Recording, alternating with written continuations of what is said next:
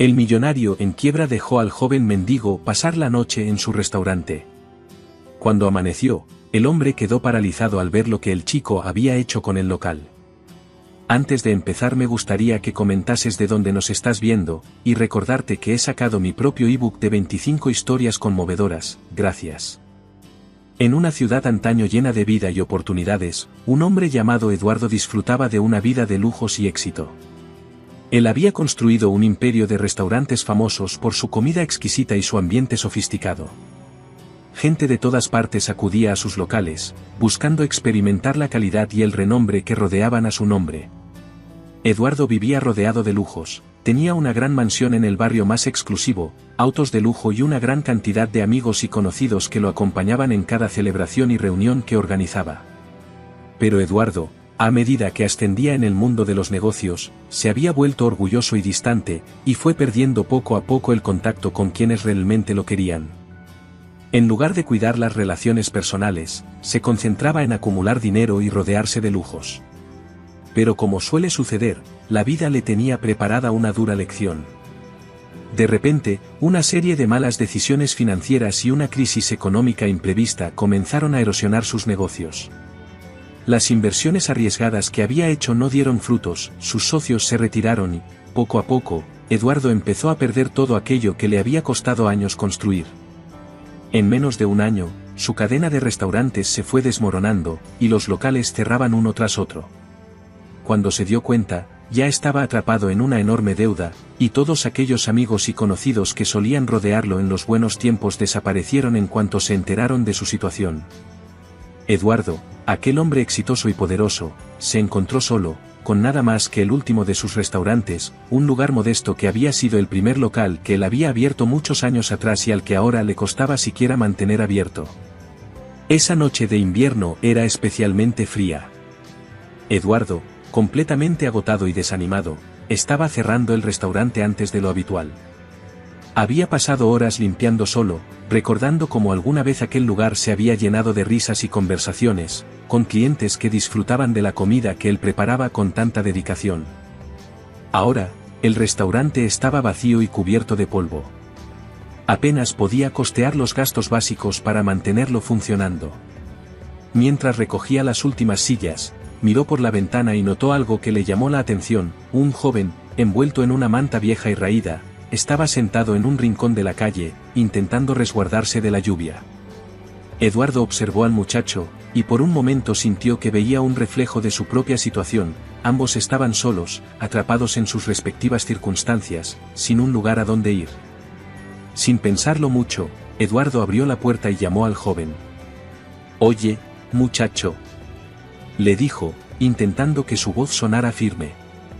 «¿Quieres pasar la noche aquí? Al menos estarás seco y tendrás algo de calor.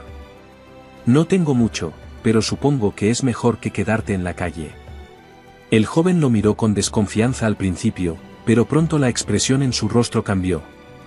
Con una mezcla de sorpresa y gratitud, se levantó y, abrazando su manta, entró en el restaurante. Eduardo le ofreció una silla y una manta extra que tenía en la bodega, y luego sacó del mostrador un poco de pan duro que había sobrado del día anterior. «No es mucho, pero espero que te sirva», dijo, mientras le pasaba el pan. El muchacho, que se llamaba Joaquín, aceptó con timidez. No dijo mucho sobre su vida, y Eduardo tampoco hizo preguntas. Sentados en silencio, ambos compartieron un momento extraño, una conexión silenciosa en medio de su mutua soledad. Eduardo le señaló un rincón del restaurante, donde había una banca larga junto a una pared, y le indicó que podía acomodarse allí para pasar la noche. «Puedes dormir allí. Nadie te molestará». Joaquín asintió agradecido, y se arropó con la manta mientras Eduardo se retiraba a la pequeña oficina que había en la parte trasera del restaurante. Eduardo se dejó caer en una silla de la oficina, agotado y desmoralizado. Cerró los ojos y trató de dejar de pensar en las deudas, en los restaurantes que había perdido, y en cómo, poco a poco, había dejado de valorar lo realmente importante en la vida. Se quedó dormido, con el sonido de la lluvia golpeando el techo y el viento helado ululando en el exterior. Al amanecer, Eduardo fue despertado por un sonido inusual. Algo se movía en el comedor, arrastrando sillas y mesas. Confundido y aún medio dormido, salió de la oficina, preparándose para decirle a Joaquín que ya era hora de marcharse. Pero al cruzar la puerta, se quedó sin palabras. El restaurante, que había estado sucio y desordenado la noche anterior, se veía increíblemente diferente. Joaquín había pasado toda la noche trabajando. Había limpiado cada mesa, que ahora brillaba como si fuera nueva. Las sillas estaban cuidadosamente alineadas, y el suelo, que había estado cubierto de polvo y manchas, estaba impecable. Joaquín había limpiado cada rincón, incluso las ventanas, y había organizado los pocos adornos que quedaban en las paredes. En el mostrador, había colocado unas flores silvestres que había encontrado afuera, dándole al lugar un toque de frescura. Y, como si fuera poco, en una de las mesas centrales había dejado una bandeja de galletas simples que había preparado con lo poco que encontró en la despensa. El aroma a galletas recién horneadas llenaba el aire, dando al lugar una sensación cálida y acogedora que Eduardo hacía tiempo no sentía.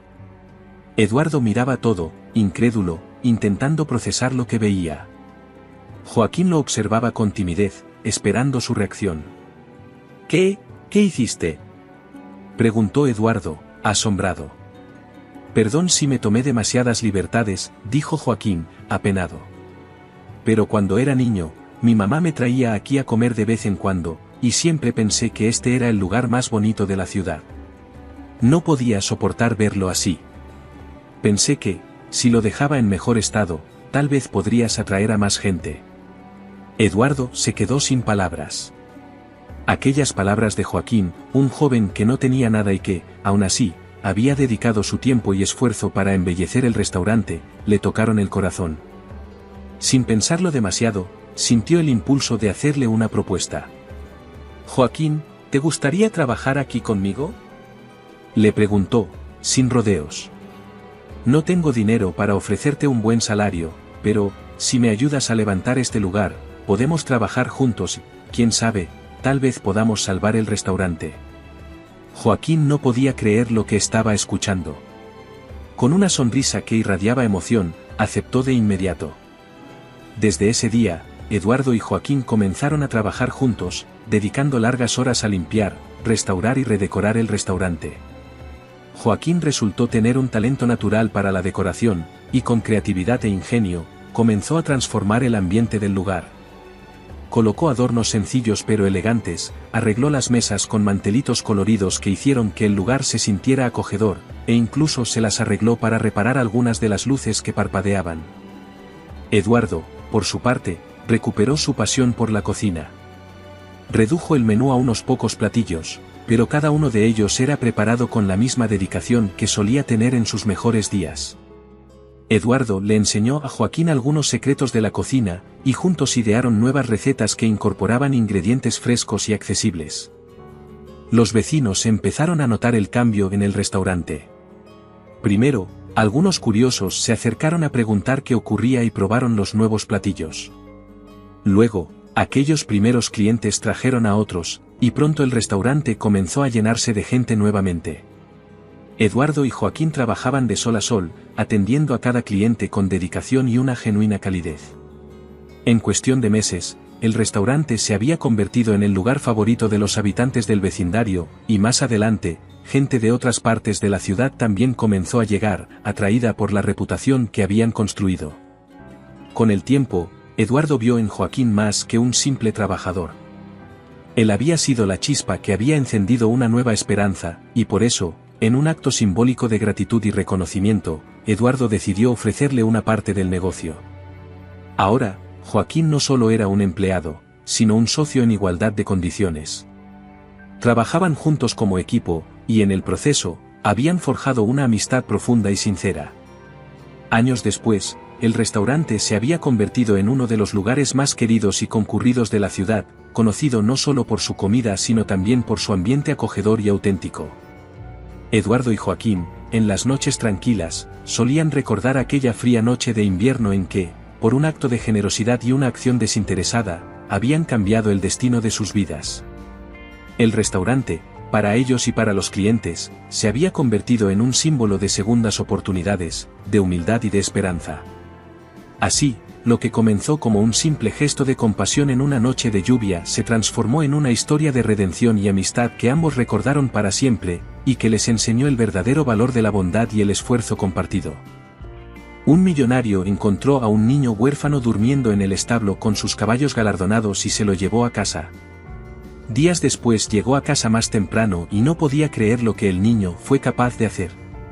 Antes de empezar me gustaría que comentases de qué parte del mundo nos estás viendo hoy, gracias. Era una fría noche de invierno en la vasta finca Monteverde. La propiedad, rodeada de verdes praderas, bosques y ríos, parecía sacada de un sueño. Pero en aquella noche, todo estaba sumido en una calma helada. Sebastián Monteverde, el dueño de la finca, volvía de un viaje largo. Era un hombre reservado, de pocas palabras, aunque conocido por su éxito y poder. Había invertido toda su vida en construir su fortuna, y aunque en la ciudad se lo respetaba, Sebastián no tenía muchos amigos. Su vida había sido solitaria, centrada en sus negocios y en su mayor pasión, los caballos. Entre todos ellos, Sombra, su caballo negro y de temperamento indomable, era su favorito. Era el campeón de la finca, galardonado en numerosas competencias, y símbolo del orgullo de Monteverde. Esa noche, al llegar a la finca, Sebastián notó algo extraño al acercarse a los establos. Aunque era tarde, una luz seguía encendida, cosa poco común, pues los trabajadores solían cerrar y apagar todo al anochecer. Intrigado, decidió acercarse en silencio, y cuando llegó al establo de Sombra, algo lo dejó completamente perplejo. Allí, acurrucado entre el heno, dormía un niño. No debía tener más de 10 años, y a pesar del frío llevaba apenas una chaqueta delgada y vieja, unos pantalones desgastados y unos zapatos rotos. Su pequeño cuerpo estaba cubierto de tierra, y parecía exhausto. Pero lo que más sorprendió a Sebastián fue ver a Sombra parado junto al niño, protegiéndolo de alguna manera, como si lo conociera de toda la vida. Sebastián sabía que Sombra era un caballo difícil, a menudo desconfiado y esquivo con los extraños, pero allí estaba, cuidando de aquel niño como si sintiera una responsabilidad hacia él. Sebastián se agachó lentamente y tocó el hombro del niño con cuidado. Al sentir la mano de Sebastián, el niño despertó de golpe, con los ojos llenos de miedo. Al darse cuenta de que había sido descubierto, retrocedió, claramente temeroso de lo que pudiera pasarle. «Tranquilo, muchacho, no te haré daño», dijo Sebastián en un tono más suave de lo usual. «Solo quiero saber quién eres y cómo llegaste hasta aquí». El niño, aún asustado, le explicó que se llamaba Tomás. Hacía años que vagaba solo por los caminos, buscando refugio en donde pudiera. Había perdido a sus padres siendo muy pequeño, y tras pasar un tiempo en un orfanato, decidió escapar. La vida en el orfanato era dura, y él prefería valerse por sí mismo. Había recorrido varios pueblos y ciudades, durmiendo donde encontraba, hasta que esa noche llegó a la finca Monteverde. Al ver el establo, y sobre todo, al ver a Sombra, había sentido una extraña calma, algo que no experimentaba desde hacía mucho tiempo. Fue por eso que se quedó, esperando pasar la noche en paz. Sebastián observó al niño en silencio, pensando en lo que haría. Algo en él se conmovió, quizá por la dureza de la vida de Tomás, o tal vez por la manera en que Sombra parecía aceptar la presencia del niño. Decidió que echarlo en medio de la noche no sería lo correcto, así que, tras meditarlo un momento, le dijo: «Vamos, acompáñame a la casa. Esta no es forma de pasar la noche». Tomás dudó un segundo, mirando a Sebastián con recelo, pero finalmente aceptó. Juntos caminaron hacia la casa principal, donde Sebastián ordenó a sus empleados que prepararan algo caliente de comer y una habitación para el niño. Tomás, aún incrédulo, comió en silencio, apenas levantando la mirada. Aquella noche, durmió en una cama cómoda y caliente por primera vez en años. A la mañana siguiente, Sebastián lo invitó a desayunar con él. Aunque la mesa estaba llena de deliciosos platillos, el niño comía con cierta timidez, como si temiera que todo aquello fuera un sueño que en cualquier momento se esfumaría. Sebastián le habló con calma, intentando que se sintiera más cómodo. Le hizo preguntas sobre su vida y sobre cómo había aprendido a valerse por sí mismo. Con el tiempo, Tomás empezó a abrirse un poco más, y Sebastián notó que, detrás de esa apariencia frágil y algo sucia, había un niño inteligente y observador. Después del desayuno, Sebastián le hizo una oferta inesperada, le propuso quedarse en la finca para ayudar en los establos. Le prometió que, si demostraba responsabilidad, podría quedarse allí de forma indefinida. Tomás, sorprendido y emocionado, aceptó de inmediato. Aquella finca se había convertido, de la noche a la mañana, en el lugar seguro que nunca había tenido. Con el tiempo, Tomás comenzó a aprender sobre el cuidado de los caballos. Le asignaron tareas simples al principio, como limpiar los establos, preparar la comida de los caballos y ayudar a los demás trabajadores en tareas básicas. Sin embargo, Sebastián y los cuidadores pronto notaron que el niño parecía tener un don natural para tratar con los animales.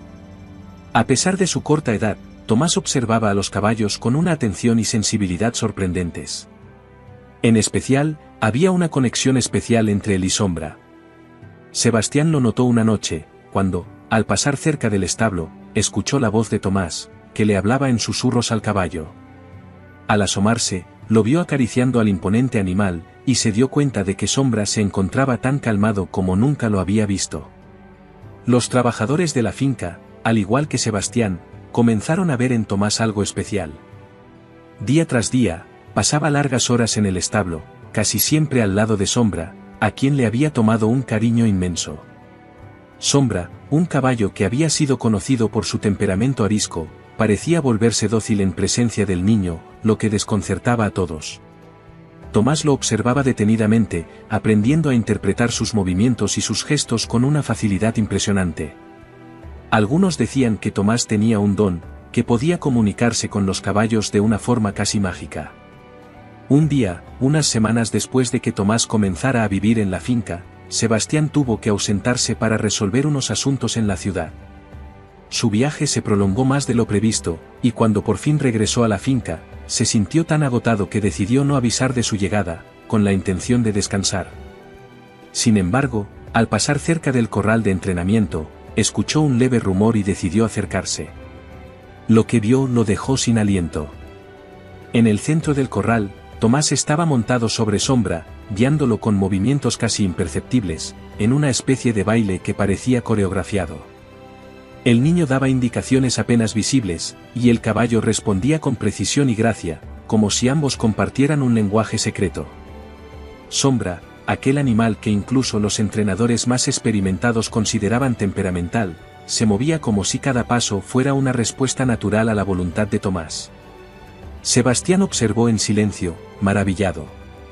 No podía creer lo que veía, ningún jinete profesional había logrado manejar a Sombra de esa manera. Cuando Tomás se percató de su presencia, se detuvo de inmediato, bajando del caballo con rapidez, avergonzado, como si temiera que lo regañaran por haber tomado semejante atrevimiento. Pero Sebastián solo se acercó a él con una mezcla de asombro y admiración. «Tomás, ¿cómo lograste esto?», preguntó Sebastián, aún procesando lo que había presenciado. Tomás, con voz baja, le explicó que había pasado cada noche junto a Sombra, hablando con él, acariciándolo, poco a poco, entendiendo cada uno de sus movimientos. Para él, Sombra era más que un simple caballo, era un amigo, un ser que entendía sus propios silencios y le respondía con una lealtad que nunca antes había conocido. Sebastián sintió una profunda emoción al escuchar las palabras de Tomás. Vio en aquel niño algo más que talento, vio una habilidad pura, una conexión verdadera con los animales que nadie más poseía. Decidió, en ese instante, apoyar a Tomás en todo lo que pudiera. Desde entonces, Sebastián lo envió a recibir clases de equitación y lo introdujo en el mundo de la competición. Con el tiempo, Tomás se convirtió en un jinete excepcional, capaz de domar incluso a los caballos más difíciles. La fama de Tomás creció rápidamente, y fue conocido como el susurrador de caballos. Cada competencia, cada logro, era una celebración no solo para él, sino también para Sebastián, quien encontró en Tomás al hijo que nunca había tenido. La historia de Tomás y Sebastián se convirtió en una leyenda en la región. La finca Monteverde, antes conocida por su lujo y riqueza, pasó a ser conocida como el hogar del jinete prodigioso y el hombre que, una noche fría, le había dado la oportunidad de ser mucho más que un niño vagabundo. En las noches de invierno, Cuando el viento silbaba entre los árboles, Sebastián solía recordar aquel momento en que vio a un niño dormido junto a su caballo favorito. Nunca hubiera imaginado que esa noche cambiaría su vida para siempre, y cada vez que veía a Tomás, ahora convertido en un hombre respetado, sabía que, en aquel acto de bondad impulsiva, había encontrado algo que el dinero no podía comprar: una familia, un vínculo eterno y un legado mucho más valioso que cualquier otra cosa en el mundo.